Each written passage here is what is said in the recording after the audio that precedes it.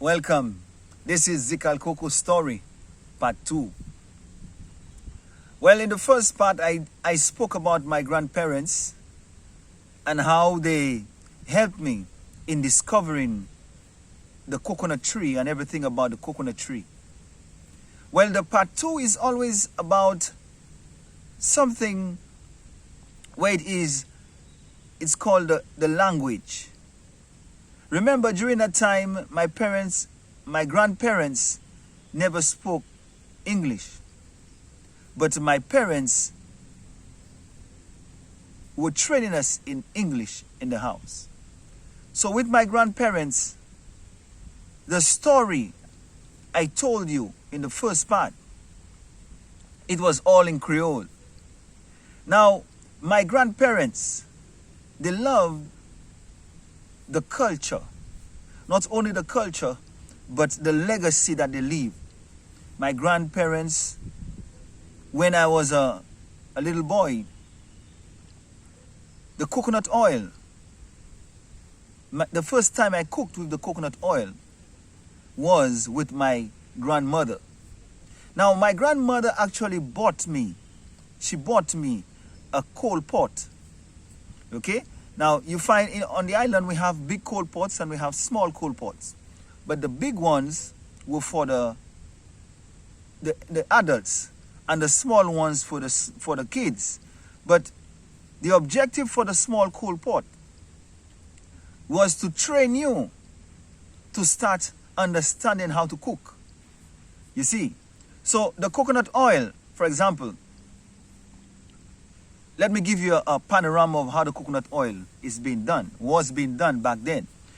From the farm, we had to carry the coconuts on our head, from the farm to our home. And the process was a particular day, we took that day and we used that particular day to cut every coconut, okay? Now, the process was you extract the coconut water and then you cut the coconut. Then another group of kids would be removing the whiteness, okay, the dry coconuts on the inside, separating the shell from the coconut itself. You grate it, manually. We grated more than 100 coconuts. We grated, and then after the process was to you put it in water, you squeeze it. And everything was being done with water and manually. So you squeeze the coconut, the milk out of the coconut, and then after it is been left for at least overnight. And the following day, our grandparents would use the same milk and she would make coconut oil with it. Now, there were two processes. There was a process that's been done the very same day. Now, the very same day, the milk and everything is being processed and you get the fresh coconut oil. Now, after the coconut oil was being done at that time, it was principally coconut oil for the community. Okay? Yes, because you had 10 or 20 bottles. And each person had to get a bottle of coconut oil or a half bottle per person or per family. Okay? So after the coconut oil has been done, the whole process itself was being, yes, there is solidarity. There was solidarity at that time. Okay? And because of that culture of solidarity, the coconut oil was being done, but it has to be divided. So you find the kids from all the other families were coming around and they were partaking in the whole procedure. Now my grandparents, she bought my coal pot for me, and when she started cooking, or she started making her cooking, what she would do, she would season some and she would leave it on the side, but in the process that she was seasoning, she would be telling me, okay, you take this, take the onion, you take the salt, you take the garlic, Now back then, my grandmother, she never used to cook with too much salt. Minimum salt. Practically lime and sour orange. That's what she used to use for her cooking.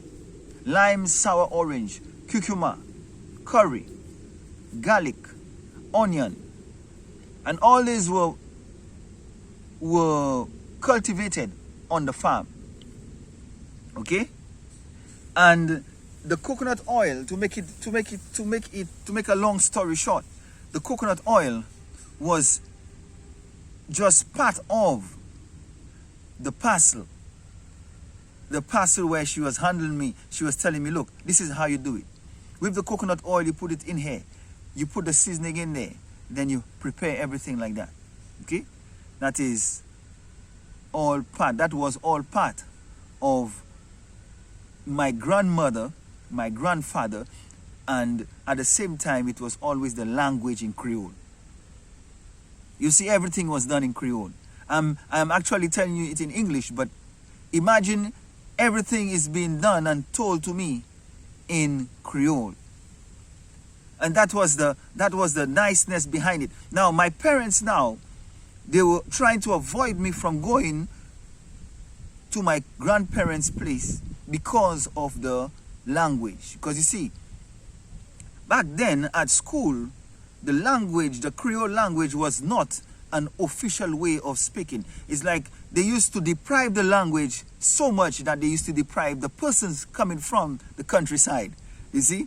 Because back then they used to call us country bookie. Yeah, they used to call us country bookie. Or they used to call us, oh, you come from the country. So, but based on the way I used to be with my friends never knew I was coming from the countryside. Because the majority of the times, when they used to meet with me, I used to go to my father's place, where my father was working at the fire service at the time. But before he was a policeman, then he switched to the fire service. Okay, so the very same place that had that had the fire station, there was a police section to it. So he was first in the police section, I can remember that, and then after he went across to the fire. Okay, so basically that's a small part of the story behind Zaycalcoco.